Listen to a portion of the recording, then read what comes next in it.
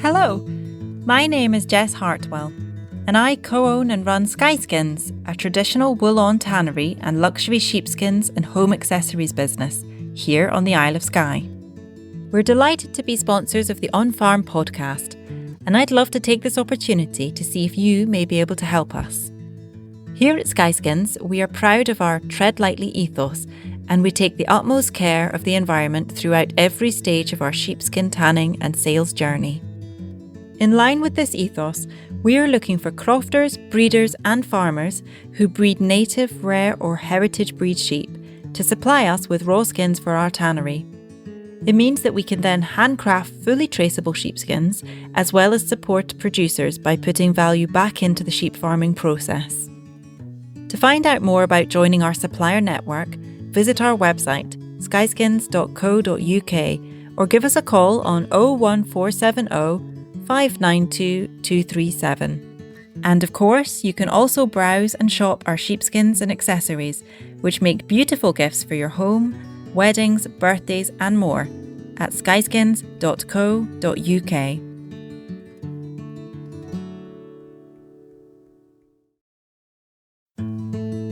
Hello and welcome to the On Farm podcast. It's Anna here with you again this week. Now, if you were listening a few weeks ago, you will have heard our episode in partnership with Safari, the Scottish Research Institutes, all about the science and business of barley, easily Scotland's most important and, in fact, valuable crop. And one of the voices in that episode was Alison Milne from Crafty Maltsters in Auchtermuchty. There was actually a lot more to the chat that we had with Ali. I've known her for a very long time, so the conversation ended up going in a heap of different directions. So what we're doing now is sharing the rest of that conversation as today's episode, because it became very, very interesting and Alison asks a very pertinent question. So this episode starts with myself and producer Dave getting a tour of Alison's on-farm barley malting operation. Where it ends up, though, is where Alison is issuing a big challenge to everyone in Scottish farming. So do have a listen. As I said, it's a big question that Alison raises, and it's something that we hope to return to in a future episode. My name is Alison Milne, and along with my husband Daniel, we are founders and directors of Crafty Maltsters. You are standing in our purpose-built shed, which we completed in 2019 before moving in our shiny malting equipment that came across from Italy. And also in the shed, we've got the barley that has been grown here at Demperson Farm, which we will in time process into malt to sell to the brewing and distilling industry. As you said, we're standing amongst what is still very shiny looking equipment. I know it's well used, but it looks shiny and new. Can you tell us a little bit more about the process? Because this is new to me. I don't know anything about it. Yeah, I'll try and steer away from the very scientific explanation. If you would, that would be nice. But essentially, malting is replicating what you might do in the field, but taking it a stage further, where you are getting the barley to a point where brewers and distillers are able to access the lovely starch that they want to turn into sugar that we all enjoy in a pint or a dram, perhaps. The process is 3-stage. So first of all, we will steep the barley, which basically means putting it in a large vat of water. Mm-hmm. Very counterintuitive to a farmer who has ultimately prayed that he can get it to be as dry or as little moisture in it as possible, only for us to throw it back into the water. Steeping process, we will steep it in the large vat, we will drain the water, we will rest it. The reason for doing that is you don't want the moisture to be sitting just on the outside of the barley kernel. You want it to be all the way through, because what you're trying to do is initiate growth in that grain. Mm-hmm. So we'll follow that process 3 times until we've got it to a moisture content of about 43%. Ooh. We can see an orange light flashing. That's not a bad thing, I presume. And something's definitely moving. Is that the steeping cylinder there? So that's just what you were talking about. That's what's making that noise. Yes. So what's happening at the moment is an air compressor is blowing air through the barley to rouse it in the water to make sure that it just isn't staying stagnant, that it's moving around. It's shiggling around a bit. Exactly. Yes. So does it mean then, if you're steeping it, does it mean that when you harvest it, you don't need to worry about the moisture content? Unfortunately not. When it comes in off the fields, we would then dry it down to about 13%. The reason for that is storage, so that it's protected. So you don't know when you might be using it then to... Yeah, so it's protected from disease and mould. It has to be at a certain moisture content. And the other thing is that from a malting point of view, the barley is dormant for a period of time, which basically means that it's gone to sleep. If we were to fling it in a big vat of water, it would basically say, no, I don't like that very much. I'm not going to do what you want me to do. Ironically, if you put it in the field, it would grow. But that's not doesn't like being steeped like that. Doesn't like being flung in the big bath of water. So that can be anything from 6 weeks to 3 months. So we basically just will test it continuously over that period to work out when it's decided that it's ready.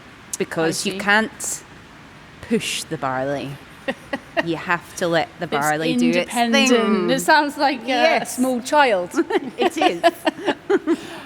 So you steep it 3 times, and then what happens? We're looking at basically a tall cylindrical vat. Is that what you would call it?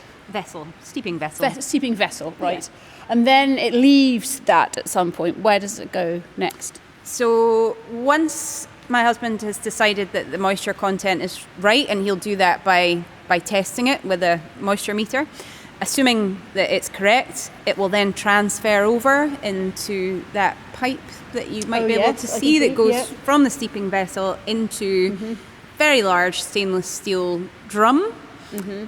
That drum is called a germination kilning vessel.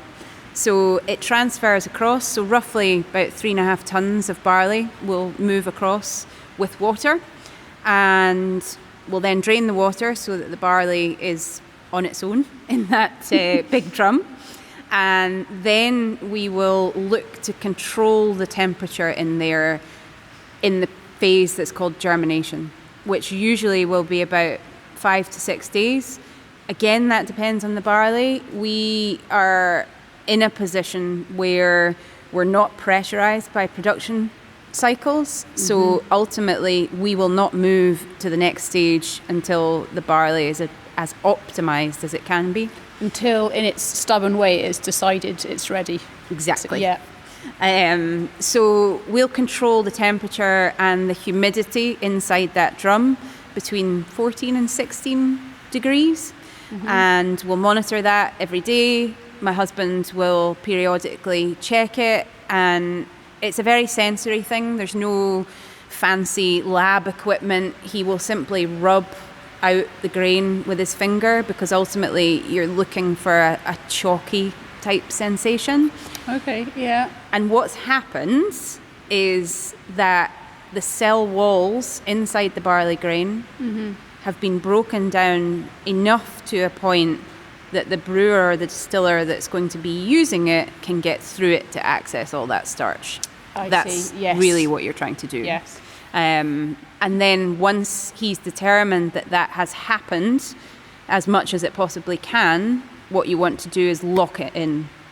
And you lock it in by what's called kilning, and that is using high temperatures to take the grain down to about 4%, 5% moisture, so that all the goodness is stuck inside there.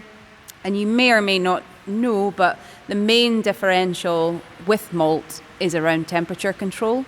So if you've got a stout or a porter, for example, they will have used a small quantity of malt that's been very highly kilned to create chocolate malt or dark malt. I see. Yes. So I did not know that, but now you explain it like that, it makes full sense. Yeah. It's colour and it's flavour. So that was step 3 then. Step 4 is that it leaves this building and goes to the market. how did you find this? I've always wondered, you and I have known each other for a long time, but I haven't been up here since you installed this equipment, or since you started the business actually, and I've always wondered how you went about finding the customers in the first place. A very giant leap of faith. When we invested in the equipment, we did not have any customers, but we had a fundamental belief that the product that we were going to be able to create was of value in the supply chain. And that was based on market research around what is that small-scale brewing and distilling industry looking for. Mm-hmm. It's looking for provenance, and that's impossible to find in a commodity supply chain. Yeah.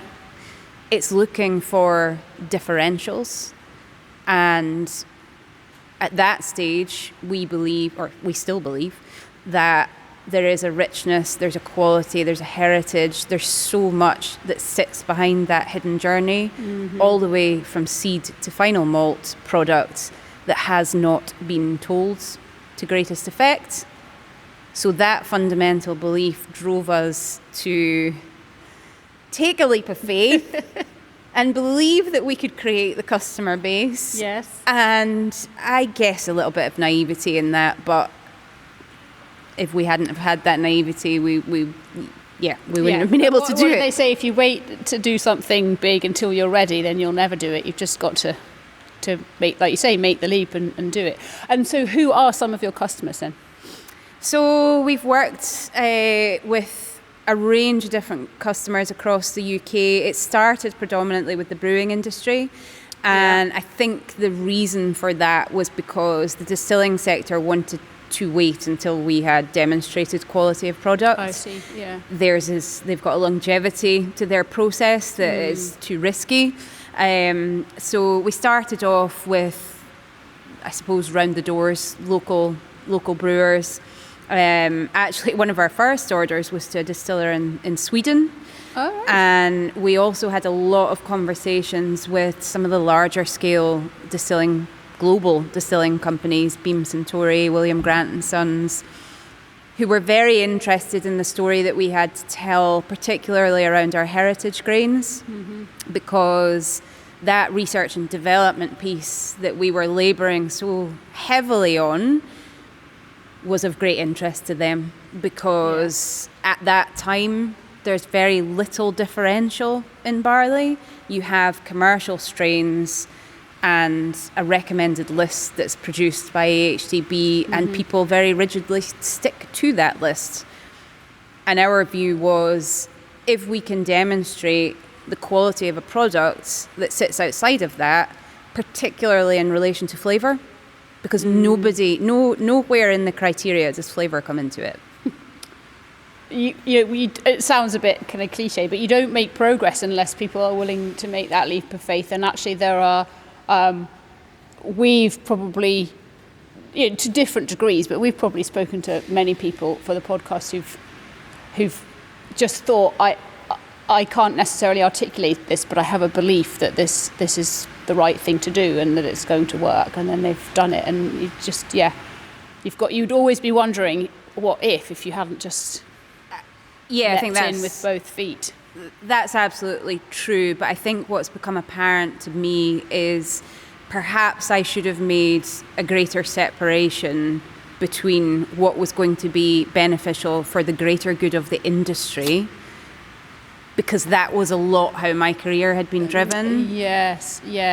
Versus what is that commercially viable solution that needs to sit there? What's the investment required? How are we actually going to build a team around this to take what is really a novel product out into the market? Yes. You've said to me that making this business commercially viable is a huge challenge for you. What would make that easier? What outside forces could make that easier for you? One of our biggest challenges has been around labour. Like a lot of farm businesses, we will consume that responsibility, that additional labour requirement already running a 750 acre farm and then attempting to put on top of that a whole other business that requires quite a different strategy as far as getting it to market and making it a success. And either it's a difficult job to spec for, to bring somebody into this business, because it's not 9 to 5. We are in a slightly rural location. Being able to find the right person has been incredibly problematic. So that is one of the challenges. Yeah. And like you said, there's no manual and it's intuitive, so that nobody can come in and immediately know what they're doing, I don't suppose. No, and I mean, we've had COVID, we've had an economic crisis, we've had a complete, it's not restructuring of the supply chain, but the dynamics of the supply chain have fundamentally changed. Input prices shot through the roof. So again, like many farm businesses, we have managed to be resilient enough to weather that for both businesses. Yeah. And that is what the farming industry does time and time and time again. Thrown into that mix, you also reach a point of life where you wonder whether the time and energy that you have devoted to something is giving you the return that you need. And you've got to factor in, like me, you've got 2 children, you've got to factor in, you want to spend time with them, you want to watch them play rugby, you want to, nobody wants to be spending 7 days a week working. It's a challenge. It is a challenge, and you mean particularly for Dan, because he is the master maltster. He is the one that's doing the practical aspect of this, as well as running the farm that we have. So I think, again, going back to that greater good piece, you do have to sometimes look at what is the greatest good for our family as well as for the industry. Absolutely. So labour's a big challenge. Are there any other outside factors that could help? I think there's a huge education piece to be done around the value of barley and malt, whether that's in food or whether that's in drink. And ultimately, I tried to take on a lot of that myself, which was easier because I had already had a career before we started this business. I had a lot of network and contacts and was able to find doors to open in terms of people to collaborate with, whether that was the Rowett or the Hutton or Scottish Government. But that takes a lot of coordination and a lot of effort and a lot of enthusiasm, which I'm definitely not short of, and you can probably tell how passionate I am about this particular topic. But again, you do get to a point where you think, I need a team around this. Yes, and there's no immediate return for all that effort. You're putting hours, days, weeks, months of your time in, and you don't get that immediate return. So it's really challenging. What have you learned, do you think, about, and this is a very open question, about yourselves, about the farming sector, about diversification, about anything? What has stood out for you since you kicked off all those years ago? I think there was 3 of us involved at the beginning, myself, Dan, and my father-in-law. The reason that we started the business was because of the complementary skill set that we had, and I would absolutely stand firm on that. I think the 3 of us have done a pretty phenomenal job as far as launching, maintaining, growing this business. And I think not only that, we have also managed to face off every single challenge pretty much without a crossword. Wow, yeah, that's amazing. Including, as you mentioned earlier before we were recording, the fact that all of the equipment came flat packed and you had to put it together without an instruction booklet. I mean, that's kind of the stereotypical argument between couples, isn't it, when you're having to construct furniture, and you've constructed something of this size. I think, well done. Yeah, it was definitely interesting, but I mean, genuinely, there really wasn't a crossword. You know, in a consultancy capacity, I work with a number of different businesses where you go in and realise that communication is the biggest challenge that people have. So I think, you know, from 2019 to now, to be able to say that we have faced those challenges, worked through them, and can, walk out feeling proud of what we've achieved. It may not be the financial success that we dreamt that it might be at the beginning, but like so many things in life, you look back, what have I learned? Well, we've definitely grown in skill set. We've definitely grown as people. And I think we have changed the conversation. Well, I was just going to say that the industry, your goal of, you might have had two goals, but your initial goal of the greater good has definitely been achieved. Whilst, you perhaps would have liked to have achieved higher in the second goal, that is something you should pat yourself on the back for, because like you say, they've changed the conversation, and other people have learned a huge amount too. And we've had conversations with people from James Hutton and Rowett all about why the conversation needs to change from a nutritional point of view, and you can only make that change if you've got science and the farming community working together. Yeah, and I mean, when we started this, the overwhelming message that we got was, you are nuts. Do not even contemplate trying to take on the big boys in the supply chain. You just can't. And our response to that was always, that is not what we're trying to do. We're trying to do something completely different. We're trying to showcase the value of the barley and the farmer. Because without those, you do not have a distilling or a brewing supply chain or the opportunity to bring barley into the food chain. They are the foundation of everything. And not only that, there's so much opportunity that sits within that grain. And we're not realizing it because we're so blinkered towards that commercial, large-scale production model. And I'm a realist. The world has to work that way because that's how we make things commercially viable. But what did we lose as a result of that? And my feeling is that we've lost a lot. When you look at malting particularly, barley has become so focused around yield as in the field and yield in spirit terms. Now, absolutely, there's a place for that. There has to be, because we've got big volumes of production that we need to maintain that are global. But there's also real room for innovation, and that innovation is in food terms, food and drink terms, flavour. That innovation is in environmental terms. That innovation is around the brand value, because ultimately what we're talking about is an industry that has huge heritage sitting behind it, a significant story to tell. And you're not going to tell me that there isn't a global brand value in that proposition. And at the moment, it is not being used. I think the lesson that I've learned through Crafty Maltsters is ideas can be great, but it's what sits underneath that in terms of processing challenges, in terms of logistics, in terms of infrastructure, market opportunity, market research that sits behind that.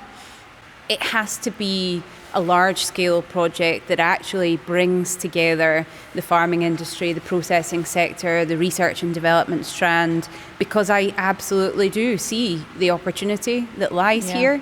And it's an opportunity that ticks so many boxes as far as diet, nutrition, environmental, sustainability, rural vibrancy, the list goes on.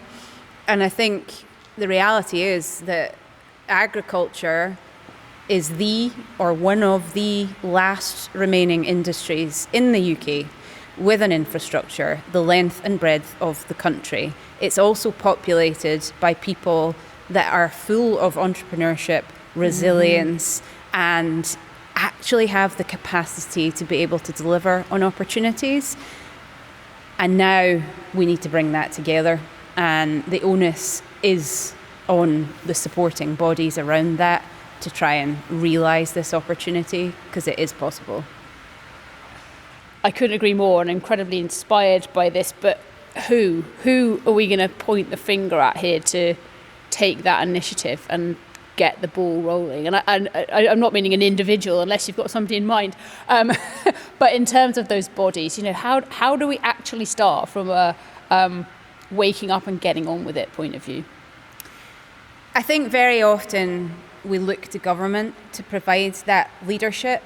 And again, my perception is if we look to government to provide support or leadership, it's really only ever to stand still, not to move forward and realise the commercial opportunity. That takes strategic business acumen. Mm-hmm. And the reality in that agri-food and drink landscape is we've got multiple layers of organisations. Now, we're consistently telling the farming industry that they must become more efficient. Well, my level back to that would be the infrastructure that supports agriculture also needs to become more efficient, more collaborative, more willing to take a strategic overview of where the industry needs to go from a commercial point of view, not just from a subsidy and support point of view. Mm-hmm. And that's Scottish Agriculture PLC, in my view, is the organisation that needs to be created. You might be talking yourself into a job here, Alison. There's nothing I don't agree with there, but the question just goes around, doesn't it, as to who's going to take the bull by the horns and actually... The Scottish Agriculture PLC exists, but it doesn't exist. So who's going to actually make all this happen? And I don't know if that answer has emerged yet. I mean, a big driver behind starting Crafty Maltsters was because I had worked in that stakeholder environment for a long time, and somebody with a lot of experience turned around to me and said, why are you spending all of your time sitting on a variety of different groups? Go out and do it. Actually do it. Don't talk about it, do it. And that's what I did. Now, yes, it was the right thing to do as far as learning lessons and gaining experience. Did it absolutely work in its current form? In some ways, yes, and in some ways, no. But it was the best advice that I've ever had because I now have that practical business understanding, and I now know what it feels like to actually bear the consequence of financial decisions. It's easy to tell somebody how they should change their business, but if you don't face the consequence of that financial decision, it's a very different perspective. And as we discussed earlier, there are many people out there offering business advice who have never actually run a business, which always causes at least an eyebrow raise as far as I'm concerned. But you've now got an understanding from both sides, which must, you've learned a huge amount, but it must also give you a lot of satisfaction to know that your skill set has broadened so considerably. I still think you're talking yourself into a job here. But maybe this is just a question we need to leave hanging in the air because we haven't got an answer. Who is going to lead Scottish Farming PLC and deliver all of the things we've just talked about? Maybe that is the question, and I don't know the answer. There you have it, a lot for us all to think about. What exactly is needed to keep Scottish farming competitive, and just as importantly, or more importantly, who is going to lead on it? The big question that Alison has asked us all to think about. I really want to give this a lot more thought. I think we should be doing probably a whole podcast episode on this with a panel. So do get in touch with us if you can think of somebody who would be excellent to take part. You can find us on Instagram and Twitter at @on_farm UK. As ever, this episode is brought to you by the team at Scene&HerdPR and Marketing. This particular episode is sponsored by our loyal sponsors, Gillespie McAndrew, legal firm Gillespie McAndrew. As ever, we are enormously grateful to them for their support of the On Farm podcast, because quite literally we wouldn't be able to continue were it not for the support of our sponsors. So thank you to Gillespie McAndrew. You may have heard in a previous episode how amazingly helpful they've also been to Monty fellow presenter Monty, who's obviously been unwell recently. So they really are quite a phenomenal firm, and I know Monty is incredibly grateful for all their support. Scene and Heard also helps a number of businesses in the rural sector. We do branding, we build you websites, we do media relations, social media and more. So do get in touch if you think we can help. Our other arm or branch of the business is called On Record, and we will record family memories on audio for you to keep forever. So if that is of interest, you can find out more at www.onrecordmemories.co.uk. Thank you for listening, and we'll be back again next week.